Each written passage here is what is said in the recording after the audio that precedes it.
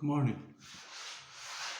I think this morning we'll talk about morality because I was doing a bit of philosophy yesterday, and I seen a whole debate going on about Friedrich Nietzsche saying that there is no objective morality and that all morality should be done away with, and how much Christian values are inhibiting the evolution of the species. And that's not quite true about the Christian values inhibiting the evolution of the species, because that would be hubris. That would be to say like that God made a mistake, that there was a mistake made there. Yeah, you should rethink that one. You know what I mean? That would be, because the first thing you have to realise is these fuckers don't think for themselves. So if they don't think for themselves at this point, now they did think for themselves back in ancient Greece and Rome, because they actually did philosophy. And philosophy is the main thing about philosophy is to actually teach you how to think for yourself, how to establish your own values, how to define your own morality. If you have trouble with this, you can go down to the Agora and you can talk about it. You can even have a few drinks and state your point, and then it becomes thesis, antithesis, and synthesis, which is conducive to the evolutionary process. You can you have a point, I have a point. We argue the point while we debate the point, and then you agree on a synthesis. But and this is reason. This is reason, and that's why this is reason. But I want to say about morality. If you start actually imposing your morality on people, so for example, if you create hierarchical systems and you have to say to yourself, well, what motivates these hierarchical systems? Because if you don't think for yourself, there must be a motivation. So if people's actions are motivated by their feelings, the usual motivation that drives people forward is greed for money and power. And this is what the two, now you can say what you like about them, but these are the two emotions that has been driving the evolutionary process. Greed and power. Even Peterson goes on about not that I'm going to attack Peterson again, but that Peterson goes on about the dominance hierarchy. Assert yourself in the dominance hierarchy. So he goes on about the dominance hierarchy, and well, like he is driven by instinctual drives. Number one, he doesn't seek to understand, because he is driven by instinctual drives. He does try. He is trying to understand. Because I watched a debate about him with him yesterday, where he was debating the existence of God or gods, multiple gods or monotheism, one God, and he was having this intellectual debate where we're all talking about debating this, but they were all basically what it was what philosophy has been reduced to, just mental masturbation, because none of them were saying anything new, and they weren't making any good solid points. They were only regurgitating shite that has been spewed out for the last 2,000 years. At least Socrates was saying something new. This is why he was killed, for corrupting the youth. But he was saying something new. But then after this, Socrates wasn't the only one to be. Anybody who threatened their hierarchical systems were put to death. Yeah, anybody who threatened their hierarchical systems were put to death. But basically, they create their own knowledge, and then they use this knowledge to create truth. So what everybody then, they impose their will on everybody, and they also impose their educational systems, and they use their hierarchical structures and systems to create what's true, to establish what's true. And then when you stay going round and round in these little circles, you don't break out from this, we'll call it a matrix, but you don't break out from this matrix, because they created and it becomes more and more powerful with the invention of media. But in saying that, Julius Caesar was using media. Julius Caesar was sending back reports from the front line. Julius Caesar was sending back from the reports from the front line. He's the pioneer of propaganda. But in order to big himself up, this is how he became the people's champion, by creating By creating history, by creating truth, by sending back scrolls. Now, obviously, France weren't sending back their side of the story, but in Rome, which was the whole Mediterranean basin at that time, Julius Caesar became the people's champion by sending home reports of his victories, and obviously glorifying himself in Rome. But this is creating history, creating truth. But it might not necessarily be their truth. So basically, when I was watching Peterson yesterday, debating this, I learned one thing about him. The man is not seeking to understand. The man is just seeking to know more than everybody else. This is dominance hierarchy. This is dominance hierarchy. Now with that, of course, if there's a greed for power, if there's a thirst for power, there's a thirst for money, which obviously satisfies as well. This is what I was trying to say about the $3,000 suits, but it doesn't matter. Wool and lamb chops, but it doesn't matter. We'll move past that. My point is, he's being motivated by instinctual drives. He's not seeking to understand. And the big problem is wisdom is not found in books. Now this is the first thing you have to understand. Wisdom is not found in books. I read fuck all. Wisdom is not found in books. All you're reading is other men's opinions. That's all you're reading is other men's opinions, and you stay going round and round in the loop. Stay going round and round the loop. So I'll write something now and you'll read it in 2,000 years, you stay going round and round in the loop. Now Marcus Aurelius' Meditations is completely different, because this is not this is his own diary. This is his own thinking to himself. Well, obviously, I have a foundation of knowledge,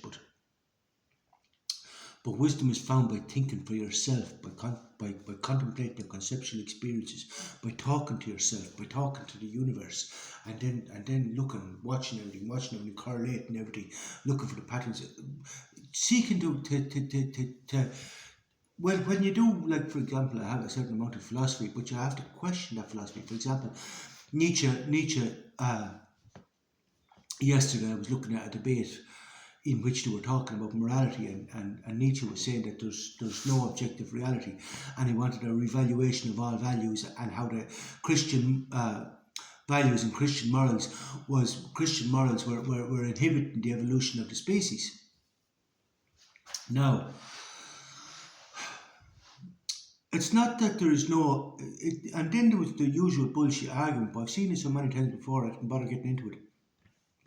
There was nothing to be gained for me by getting into this discussion, and none of these people were going to learn anything from me. So, because they're just the same as Peterson. They read they're dogmatically indoctrinated, and they're just looking to know more. Like, it's not even a symposium. It's not even thesis, antithesis, synthesis, because they're not interested in understanding. They're just interested in knowing more than everybody else. You know what I mean? Knowing it more than everybody else. But what morality actually is relative. It's relative. And if I come along and I create a hierarchical system where I impose my morality on everybody else, and I impose my will on everybody else, then you're taken from the one thing that I want to develop, which is the faculty of reason. A decentralization of power, that everybody has to think for themselves. Everybody has to come to an understanding of morality on their own. They have to seek to understand nature. They have to seek to understand life. They have to seek to understand all these variables. As Hegel said, in order to understand the universals, you must first understand the particulars. So they must understand the particulars, and then they can understand the universals, and then they can define their own morality. This is my point. Teach the people the particulars and the universals, but teach them the particulars, that they can come to their own understanding of the universals, but teach them how to think. Give me reason, but don't give me choice, or I'll just make the same mistake again. This is what I'm trying to say, that morality is relative. But on the subject of morality, I'll talk about my own morality, because I'm not going to talk about other people's morality. I'll talk about my own morality. My morality is basically based on what's conducive to the goal. So I have a goal, I have an agenda, and everything is relative to that. So my morality is relative to that, whatever it takes. And basically all my actions are determined by reason. They're not determined by my feelings. That's the first thing.